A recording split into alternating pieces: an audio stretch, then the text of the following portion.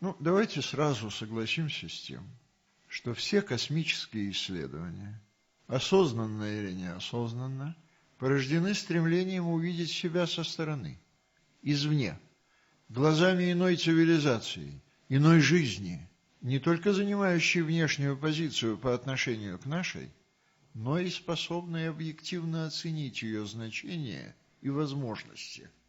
Возможно, что это стремление, породившее в конечном счете космонавтику, это же правда, станет когда-нибудь причиной гибели нашей человеческой цивилизации. Вот что говорит лауреат Нобелевской премии, известный астроном Хьюиш. Хьюиш сравнивает Землю с крохотной песчинкой на гигантском пляже. Далее я приведу ее слова. Вокруг нас миллионы таких же песчинок. Предположим, что на некоторых из них существует цивилизация значительно более развитая, чем наша, и нам еще неизвестные. Было бы безрассудно посылать сигналы этим цивилизациям, не зная, как там на них прореагируют. Куда важнее принимать сигналы от них, попытаться понять, что они собой представляют, что они хотят сообщить нам своими сигналами. И уж было бы чистым безумием стремиться к раскрытию собственного инкогнито, выставлять на показ, привлекать к себе внимание существ, о которых мы не знаем ничего, кроме того, что они, по-видимому, более умные и более развитые, в техническом плане, чем мы. Редко, когда ученый обозначает свою позицию более отчетливо и убедительно, наперед зная, что эта позиция противоречит идеям и устремлениям наивного большинства. Но, что скрывать, весь опыт цивилизации Земли свидетельствует в пользу Хьюиша. Может, и у других цивилизаций опыт аналогичный? Может, этим и объясняется Силенциум Универси, молчание Вселенной, ведь мы ниоткуда сигналов-то не получаем. Космос и разум. Этой теме посвящается лекция, наш с вами разговор, завершающий цикл «Человек и Вселенная». Некогда вокруг этой темы поломали копья многие ученые, а сейчас обсуждение этой проблемы сместилось на страницы прессы легкомысленной, рыночной, я это в худшем смысле слова имею в виду. Но влияние этой проблемы на мышление, на людей, на их духовный мир очень велико. Проблема, она пусть влияет, но вот влияние прессы достаточно легкомысленное. Желательно бы исключить из обсуждения этой проблемы, по крайней мере для тех, кто начнет в ней разбираться. Мы рассмотрим этот вопрос с научных позиций, чтобы вы видели разницу между наукой и тем, что около нее, то есть на телеэкранах, на страницах газет, журналов там разных. Проблема контакта обсуждалась бесчетное количество раз. И из сферы, собственно, научных дискуссий она успела обратиться в неотъемлемый компонент, еще раз повторю, современного массового сознания и, соответственно, массовой культуры. Проблема эта и ее обсуждение опошлены до такой степени и за такое короткое время, что невольно начинаешь задумываться, а не состоялся ли контакт уже на самом деле, информационно, его по каким-то соображениям скрывают. Ведь, как это разумно предположил Станислав Лем, лучшим средством скрыть, засекретить контакт является обращение темы контакта в расхожую тему анекдотического порядка, в пустую болтовню вокруг этой темы. Правильно Честертон говорит, где умный человек прячет лист? В лесу. Итак, первый вопрос, основной вопрос, лучше сказать. Почему мы ищем контакт? А откуда это желание? Ответ заключен в самом понятии сфероид социальной перцепции. Человек видит других людей, сравнивает себя с ними, задумывается о самом себе. Как Маркс говорит, только смотря с человека Павла, человек Петр узнает, что его зовут Петр. Ведь так его назвали другие люди. Это он от них получил имя. А вот кто назвал нас людьми? Да мы сами. Но как мы много узнаем о себе, о своем значении во Вселенной, а я думаю, такое значение есть, когда увидим других живых существ.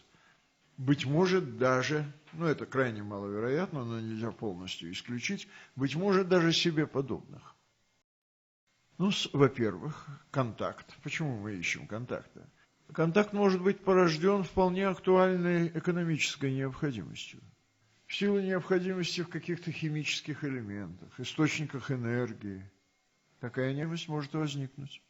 Во-вторых, контакт может явиться эффективной формой обмена информацией.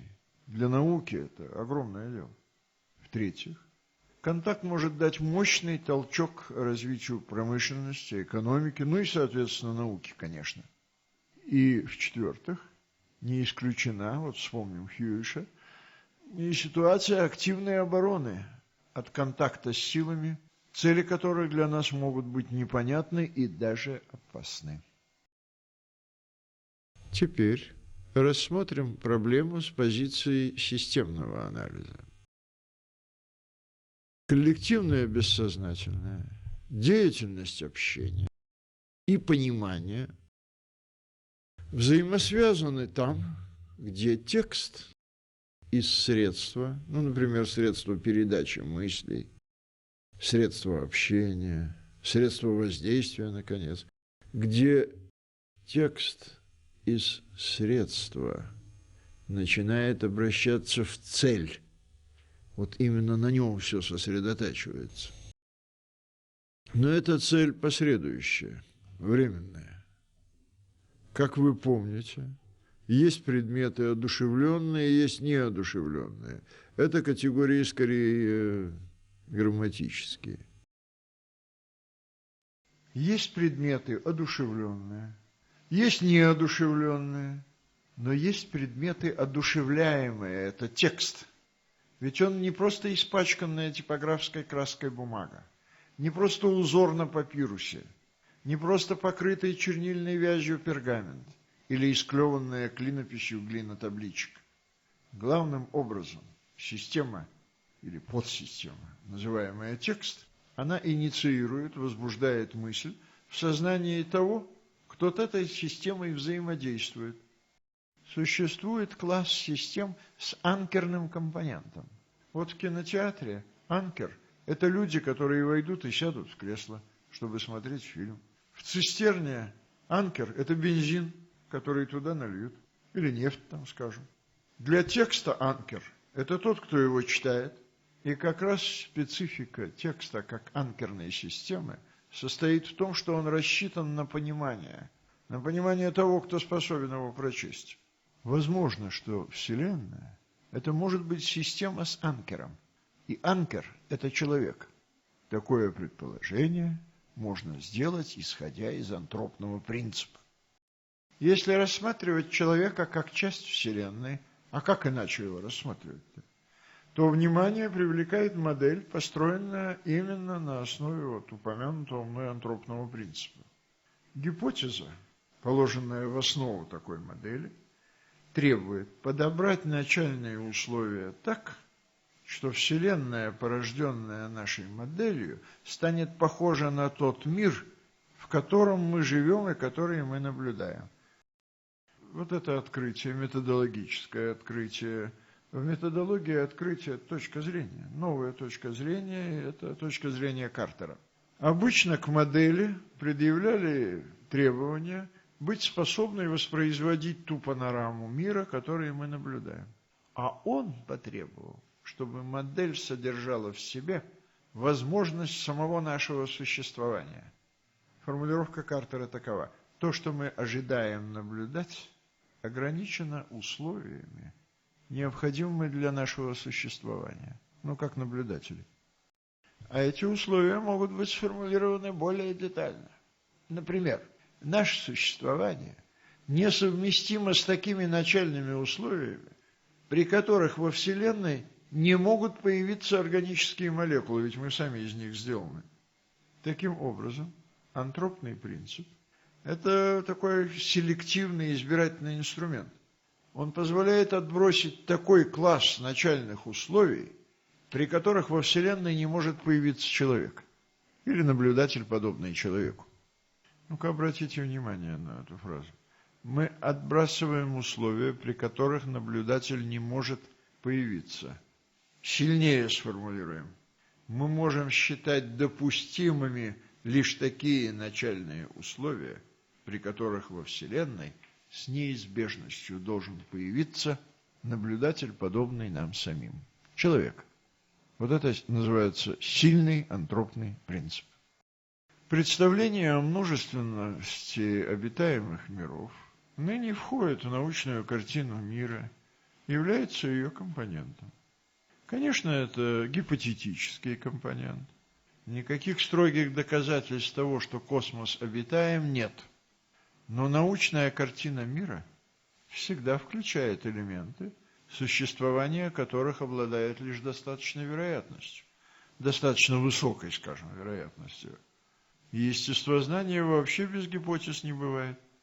Хоть Ньютон и говорил «hypothesis non fingere», то есть гипотез не изобретаю, гипотеза о мировом эфире обрела популярность именно благодаря Ньютону.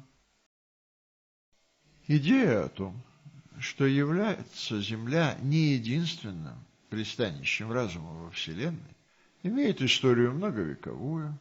Популярность ее в прошлом веке была очень велика, и даже без особо веских на то оснований полагали обитаемыми многие планеты Солнечной системы.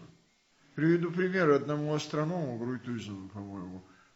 Надо было объяснить апериодический характер свечения на освещенной стороне Венеры. Так он предположил, что это иллюминация, которую устраивают по поводу смены правительства или во время религиозных празднеств. Ну, уже в начале все-таки 20 века как-то с юмором относились к таким высказываниям. Вот Клейн, например, с юмором к этому отнесся. А вот что касается соображений Лоуэлла, который считал, что на Марсе существуют каналы, вообще высокая ирригационная техника, это Клейн не оспаривал. Да и долго верили в это.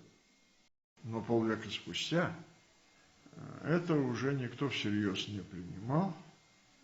Если коснуться всерьез вопроса о существовании жизни на планетах Солнечной системы, надо прямо сказать, что ни о каких признаках нативного разума на этих планетах говорить не приходится. Вероятность мала. Это отнюдь не означает, что вопрос о разуме во Вселенной, это не значит в Солнечной системе, что этот вопрос не обсуждается. Напротив, ему посвящена обширная литература. Но еще раз напомню, в большинстве случаев она лишена даже признаков научности. О ней мы говорить не будем. А вот в научной литературе ставятся такие темы, такие вопросы. Насколько теоретически оправдано предположение о том, что в настоящее время существуют внеземные цивилизации? Каковы пути и перспективы связи между цивилизациями в космосе? Можно ли собственно наблюдательным путем убедиться в существовании разума в космосе? В чем причина того, мы начали с этого вопроса, что Земля до настоящего времени не вступила в контакт со внеземными цивилизациями? Да, контакт с внеземными цивилизациями, как мы уже с вами знаем, значил бы для человечества очень много. Тут этот вопрос оброс мифами, вот, ЮФО, все эти НЛО. В паранаучной, околонаучной литературе много говорят о палеовизите, то есть о том, что Землю когда-то посещали инопланетяне. Ну, для социопсихологов это интересно, для научного анализа этого вопроса эти придумки, в общем, значения не имеют. Так молчит ли Вселенная на самом деле? Может быть, дело в нас? Может быть, дело именно в людях, не знающих ее языка? Или, напротив, гипотеза, из которой мы исходили, молчание существует, но мы не в силах понять его причин. Или, наконец, эти причины есть, даже очевидны, а мы, люди, осознанно или неосознанно, не хотим принимать их во внимание. Поставим вопрос так. Не является ли разумная жизнь столь же уникальным явлением во Вселенной, как и в Солнечной системе? Тогда мы одиноки. Это предположение отвергается по соображениям методологического порядка, естественно-научного. Биология, правда, не слишком успешна, но исследует условия происхождения жизни на нашей планете. И можно полагать, что зарождение жизни – это явление маловероятное, а все-таки не вполне случайное. Естественными закономерностями можно объяснить и появление органических существ, наделенных развитой способностью к саморегуляции в меняющейся среде, способностью, которая просто приобретает определенную специфику в социальных условиях, и которой мы наделены все. Анализ этой специфики – тема особая, но сущность ее очевидна. Это специфика разума, целенаправленно адаптирующего человечество к миру и болезненно резко преобразующего этот мир. Да что там, временами ломающего этот мир. Согласно одной из теорий, число внеземных цивилизаций достаточно велико, и контакты между ними, требующие немалых энергетических затрат, носят регулярный характер. И даже на протяжении значительного и продолжительного отрезка времени. И вот в силу этого-то обстоятельства контакт с нашей цивилизацией не представляет для развитых внеземных цивилизаций ни ценности, ни интереса. Знаете, это не лишено оснований. Но все-таки это предположение не объясняет, почему мы не наблюдаем никаких следов астроинженерной деятельности внеземных цивилизаций. И не в силах, может, пока не в силах, прослушать, пусть не дешифруя нам, может, это недоступно, сообщений, направленных одной цивилизацией другой. Противоположная гипотеза исходит из того, что число внеземных цивилизаций весьма ограничено, что они рассеяны в огромных пространствах, и контакт между ними практически неосуществим, или, что то же самое, полностью бесполезен. Размещенные в различных галактиках цивилизации, конечно, могли бы обозначить свое существование гигантскими астроинженерными операциями. Но вполне возможно, что такие подобные операции имели место, но мы наблюдаем за происходящими во Вселенной процессами исторически короткий отрезок времени. И судить о внеземных цивилизациях, как сколько-либо опытные наблюдатели, просто не можем. Тоже правильно. В поддержку вот такой гипотезы выступают компетентные специалисты. Представляется возможной и вот какая гипотеза. Эта гипотеза основана на признании принципиально неограниченных перспектив развития интеллекта. Вполне допустимо, что на определенной, весьма высокой ступени развития научного знания реализуется возможность строить достаточно правдоподобные гипотезы относительно происходящего во Вселенной. Вспомним, совсем недавно считались непознаваемыми процессы, протекающие на отдельных небесных телах, на звездах, скажем. А ныне наблюдаемые факты получают вполне удовлетворительное теоретическое объяснение. Возможно ли нечто подобное по отношению к абсолютному большинству событий, происходящих во Вселенной? Мне кажется, это возможно.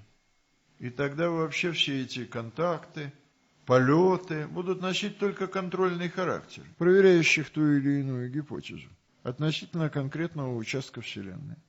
И контакты совершенно другой характер носить будут. А мы сейчас их рисуем по образу и подобию системы связи внутри нашей цивилизации. Но это еще не самое большое основание. Заметим, что элементы антропоцентрического и даже антропоморфного, в смысле человекоподобного, порядка присутствуют в этих гипотетических суждениях относительно разума как компонента научной картины мира. Можно видеть в этом довод в пользу интерпретации научной картины мира как такого инструмента, понятийного инструмента, способствующего решению, собственно, образовательных, а не научно-исследовательских задач. Ну, смысл здесь в том, что просто удобнее так, мол, выразить мысль в образовательных целях, но не проникнуть в сущность проблем. Но можно усмотреть в элементе антропоцентризма признак даже известной ограниченности воображения. Действительно, почему носителями разума должны выступать органические и вообще соизмеримые с нами существа? Еще Вольтер в «Микромегасе» высмеивал эту точку зрения. В популярных некогда облаках Магеллана ученые играют в возможные миры. И вот один говорит: предположим, что какая-нибудь метагалактика встала на путь последовательного усложнения своей структуры и в такой форме, что отдельные звезды начинают соответствовать нервным клеткам мозга. Через определенное время эта метагалактика, объединяющая несколько миллиардов галактик, становится единым мозгом шарообразной формы. Диаметром, скажем, мы люди смелые, 4 световых лет. В таком мозгу галактики соответствовали бы нервным ядрам, световые лучи нервным импульсам. Ну, чтобы представить себе мысленно самое простое понятие, например, «я существую», потребовалось бы 10-19 степени, то есть свыше 100 триллионов лет. Я полагаю, такое замедленное мышление, говорит один из персонажей «Облаков Магеллана», трудно назвать гениальным. Я вот с этим решительно, между прочим, не согласен, потому что параметр темпа является существенным только для выживания в поведенческом аспекте. А подлинной глубине мысли временные ограничения, на мой взгляд, не способствуют. А кроме того, вообще у Вселенной свои часы. Ефремов, выдающийся, Иван Ефремов, выдающийся писатель, ученый, палеонтолог он был, по складу ума и научным убеждениям был склонен считать, что жизнь существует не только на Земле. Венера представлялась возможным вариантом второй обитаемой планеты. Это в середине XX века было. Однако в период расцвета советской космонавтики на поверхность Венеры был заброшен на парашюте аппарат, который, опускаясь, пусть недолго, но сообщал данные о росте температуры, причем до очень высокой. Сообщили об этом Ефремову и сказали: какая же тут жизнь при таких цифрах? Тот невозмутимо заявил, что переданная информация, а там гигантские совершенно температуры назывались, а эта информация, сказал он, информацию о жизни на Венере, гипотезу о жизни на Венере не исключает. Просто аппарат спускался на Венеру и угодил в кратер вулкана. А там, естественно, жизни нет. Это, конечно, остроумный, но неубедительный ответ. Он просто свидетельствует о том, что для человеческого разума нет ничего невозможного. Все можно объяснить, любые обоснования придумать. Важно, чтобы они соответствовали действительности. Щемяще прекрасная луна. Ах, если бы с нее доносилось хоть немного музыки, писал Жюль Ренар. Это из записных книжек, записано для себя. Ему и правда этого хотелось. И он был не одинок, конечно. Желание услышать музыки оттуда неизбывно, архетипично, то есть лежит в самом базисе культуры. Понятно, в конце 20-го столетия исчезло желание услышать музыку именно с Луны, которая обратилась в объект исследований технического порядка. Сейчас музыка с Луны – это в лучшем случае трансляция музыки с Земли, а в худшем просто помехи. Называли же когда-то помехи на супергетеродинах Superhead Music. Наверное, могут быть и другие помехи, будет называться Mount Music. Язык техники. Но давайте вернемся к конкретности этого. Желание услышать музыку оттуда, из космоса. Это неизбывная вещь. Если Луна оказалась слишком близко, музыка прилетит со звезд. Они недостижимо далеки и мерцают. «Щемяще прекрасные звезды», написал бы в эту ночь Жюль Ренан. Но уже прошло 100 лет Ренара нет? Есть Лефевр. Лефевр высказал и математически обосновал предположение, согласно которому во Вселенной имеют место существа, наделенные разумом, или, по крайней мере, совестью. А люди – это частный случай. Локальное обращение в действительность – это и великая возможность. И вот эти существа, наделенные разумом и совестью, обладают способностью выражать свои переживания с помощью систем математических пропорций, совпадающих с последовательностью натуральных музыкальных интервалов. В той мере, в какой это предположение касается людей, так это просто громоздкая констатация общеизвестных фактов. Оно имеет смысл лишь в той мере, в какой касается всей Вселенной, наблюдаемой Вселенной. Лефевр это хорошо понимал и предпринял попытку обнаружить музыкальные структуры в информации, характеризующие объекты звездной астрономии. Для того, чтобы интерпретировать начальную информацию, именно таким образом, а он психолог, а не астроном, ему надо было принять допущение, что во Вселенной существуют организмы, совершенно отличные от биологических. Может быть, из плазмы, состоящей, структурированной магнитным полем. Вот допустив существование таких плазмоидов, мы можем подтвердить, или точнее попытаться подтвердить это допущение. Вот теперь-то мы обратимся к астрономии. Существует так называемый объект СС-433. Он состоит из двух звезд, одна из которых гигант, а другая представляет собой объект еще не вполне выясненной природы, компактный с аккреционным диском. Лефевр предположил, что СС-433 является системой, которая как-то способствует обеспечению жизнедеятельности магнитных плазмоидов, которые, говорит Лефевр, придали ему и символическую функцию. В этом случае СС-433 может представлять собой гигантский космический монумент, исполняющий посредством спектральных линий гимн создавшим его существам. Мысль эта показалась мне чрезвычайно странной. Но, к моему изумлению, она оказалась довольно строго обоснованной. В спектре объекта СС-433 оказались закодированы до-мажорная и до-минорная гаммы, и в обоих случаях без интервала до-ре. Случайное совпадение здесь, как и вообще в любом случае, конечно, не исключено. Но порядок вероятности того, что совпадение случайно, равен десятым долям процента. Применительно к теме нашего обсуждения, это небольшая величина, и, следовательно, нет оснований исключать полностью, что Лефевр действительно обнаружил результат астроинженерной деятельности. И любопытно, что наблюдаем мы этот объект таким, каким он был миллиарды лет назад. И, естественно, задуматься над тем, что же происходит там в настоящее время. Впрочем, единого настоящего времени для СС-433 и Солнечной системы в сущности нет. Пожалуй, самым важным вопросом в проблеме поиска внеземных цивилизаций на современном этапе является логически непротиворечивая договоренность о том, что мы, собственно, ищем, а ведь такой договоренности-то нет. Большинство экспериментов по поиску цивилизаций, они как-то, как кто-то пошутил, они ставятся, идут с позиции земного шовинизма.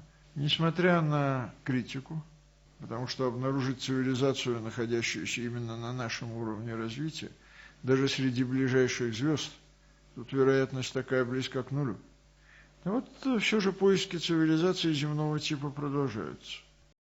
Такое положение означает, что продвижение в решении проблемы пока что не произошло. И я думаю, и не я один, собственно, я здесь излагаю точку зрения целой группы ученых. Исходная концепция и методика должны быть изменены. Пока их не изменят, ничего тут не сдвинется. Современную ситуацию рисуют таким образом. Программа перспективного поиска. Она свелась к попыткам, а ведь попытки-то это еще не решение вопроса, и вообще это не программа. И надо ли придавать серьезное научное значение проведенным попыткам? Может быть, даже и нет. Так вот, внеземные цивилизации вполне вероятно существуют, но не найдены, потому что их на самом деле не искали. Мы не знаем, как они выглядят. Мы не знаем, как их искать. Очевидная причина такого положения связана с трудностями прогноза того, как вообще развиваются цивилизации. В рамках нашей технически оснащенной по земным меркам эффективно цивилизации, тут можно что-то предсказывать, и то не очень-то надолго. А как быть в таких масштабах времени, которые называют астрономическими в широком смысле слова? Не только в смысле точности, но и в смысле продолжительности. И вот в заключение о многолистной Вселенной, о бесконечном множестве Вселенных. Эту идею поддержал и развил Андрей Дмитриевич Сахаров. Он говорил так, я вам сейчас приведу его слова. В бесконечном космосе должны существовать многие цивилизации, в том числе более мудрые и успешные, чем наши. Я поддерживаю космологическую гипотезу, согласно которой развитие Вселенной повторяется в своих основных чертах бесчисленное количество раз. В соответствии с этим другие цивилизации, в том числе более, так сказать, успешные, должны бесчисленное множество раз появляться в предыдущих и последующих страницах книги Вселенной. Но это не должно преуменьшать наши священные усилия в нашем мире, в котором, подобно слабо мерцающим в темноте огонькам, мы появляемся на мгновение из тьмы бессознательного небытия, обретая материальное существование. Мы должны исполнить требования разума и создать жизнь нас ради тех целей, которые мы еще смутно себе представляем.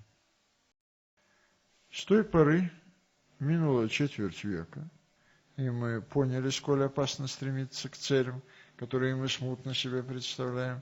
Но что поделать? Существование цивилизаций в глобальном или локальном смысле слова в весьма слабой степени подчинено требованиям разума. Что поделать? Человечество не склонно подчиняться велениям разума, оно хочет жить, и это уже много. Много потому, что осознанное стремление такого рода присуще именно разумным существам. Говорят, стремление выжить – это инстинкт. И что? А стремление воспроизвести себе подобных? А собственность? Ведь корни собственного тоже в животном мире. Может быть, по линии инстинктивное-разумное проходит известный водораздел. Есть то, что свойственно человеку и сближает его с миром жизни. А есть то, что как бы отмирает в человеке и влечет его к смерти. Есть, как говорит Эрих Фромм, биофилическое и некрофилическое. Есть воля к жизни и к пониманию. Есть воля к власти и к смерти. Будущее различается. Одни живут ради простого и полного единообразия, а другие ради полного неожиданности и многообразия. Ожидания различаются и в масштабах Вселенной. Как сказал поэт, кто в чаше жизни капелькой блеснет? Ты или я? Блеснет и пропадет. А виночерпий жизни миллионы лучистых брызг и пролил, и прольет. Истина существует, и она постижима. Но процесс ее постижения и сам понимающий субъект не менее значительный предмет размышлений, чем понимаемый объект, его существование. А зачем познание? Еще в античные времена Сенекой, по-моему, было высказано глубоко верное предположение, что если бы не смущали подозрения нас Не имеют ли к нам какого отношения небесные явления или смерть? Если бы не смущало нас неведение пределов страдания и желания, то нам даже незачем было бы изучать природу. Последующие века и наше время, столь богатое научными достижениями, все-таки этой мысли не поколебали. Заметьте, именно за тем, чтобы возникла интенция к поиску, человечество раздроблено не на виды, а на индивиды, на нас с вами. Два разумных вида – это было бы уже два человечества. Люди видели бы друг друга со стороны. Но, слава Богу, этого нет. Неизвестно, ужились бы на поверхности нашей небольшой планеты два разумных вида. Вид один. Зеркала нет. Человечество родилось без зеркала в руках и всегда будет его искать.